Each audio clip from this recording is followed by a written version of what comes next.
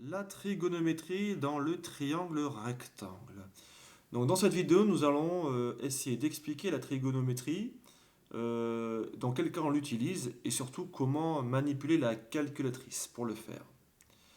Donc le but de la trigonométrie, c'est simple, c'est soit de calculer la valeur d'un angle dans un triangle rectangle ou de calculer la longueur d'un côté du triangle rectangle. Ce sont deux applications différentes qui vont amener sur quasiment la même façon de faire.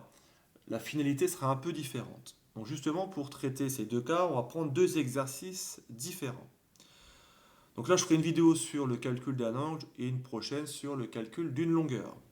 Le calcul d'un angle.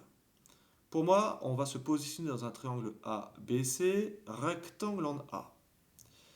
À l'aide des relations trigonométriques, on va vous demander de calculer la valeur de l'angle alpha ici, hein, donc à l'unité près. Pour répondre à ce problème, on est obligé de fonctionner par étapes. D'accord, hein.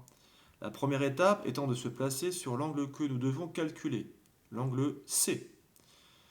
Après, c'est la technique de l'index. Quand j'ai mon doigt ici, donc c'est le curseur flèche blanche, je touche deux côtés, à la fois le côté BC et le côté AC. Nous savons que dans un triangle rectangle, le plus grand des côtés, c'est l'hypoténuse.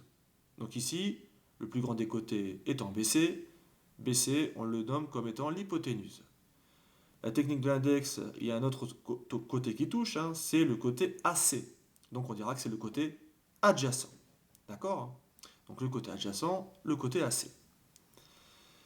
Maintenant, il y a un côté que nous n'avons pas nommé, le côté AB, qui est l'opposé. D'accord? Donc c'est-à-dire l'opposé de l'angle C1, c'est AB. Quand nous regardons ce triangle, un certain nombre d'informations. À la fois, donc on sait que AC mesure 5 cm et que AB mesure 3 cm. Nous allons forcément les mettre ici. Et vous voyez, j'ai mis en rouge les deux côtés dont je connaissais parfaitement la longueur. Pourquoi? Parce qu'ils me donnent une information précieuse sur les deux noms.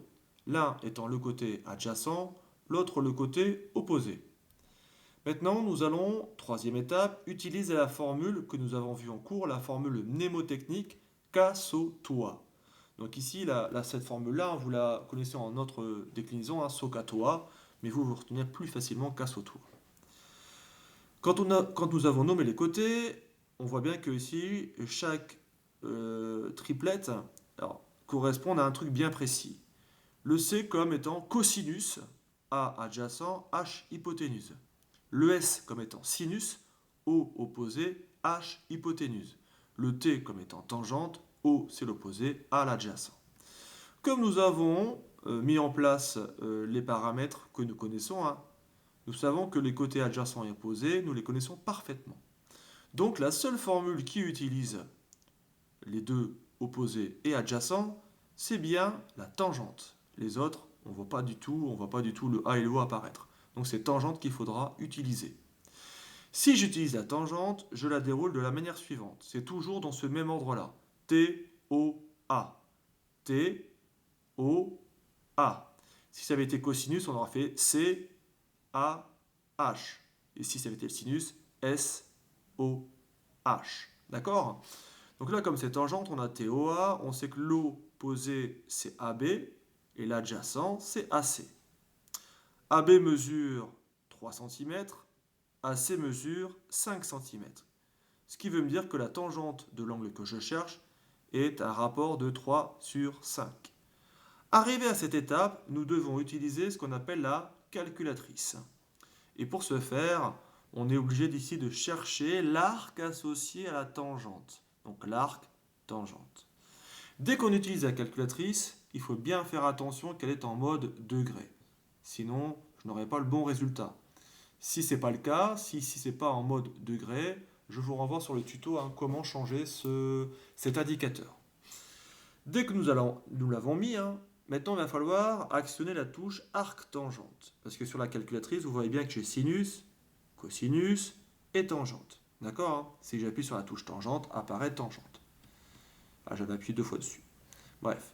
Donc moi, ce que je veux, ici, hein, c'est faire apparaître non pas tangente, mais arc-tangente. Donc je vais sur Shift, tangente.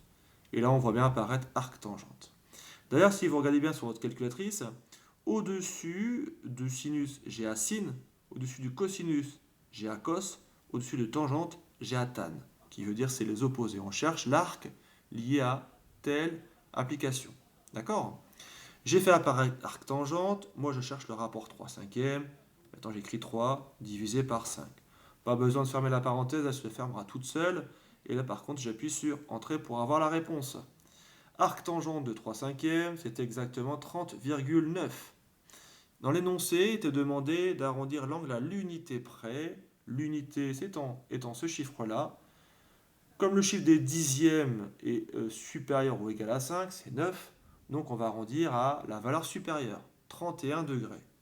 Donc ça veut dire que l'angle ici, alpha, l'angle C, mesure exactement 31 degrés. Donc vous voyez, c'est très simple. À partir du moment où on a posé les étapes, le calcul vient tout seul. Donc ça peut être cos, sin ou tangente qu'il faudra utiliser. Si, admettons, vous avez dans les paramètres l'adjacent, d'accord, et l'hypoténuse, on devra utiliser le cosinus. Et bien sur la calculatrice, on devra activer arc cos pour faire voilà, arc cos. Si maintenant sur l'énoncé vous avez utilisé l'hypoténuse et l'opposé, on devra utiliser l'arc sin. D'accord? Donc shift sinus apparaît arc sin. D'accord? Donc ça c'est justement dans le calcul d'un angle et uniquement dans le calcul d'un angle. Le prochain exercice sera sur la longueur, mais ça c'est une autre vidéo. Merci.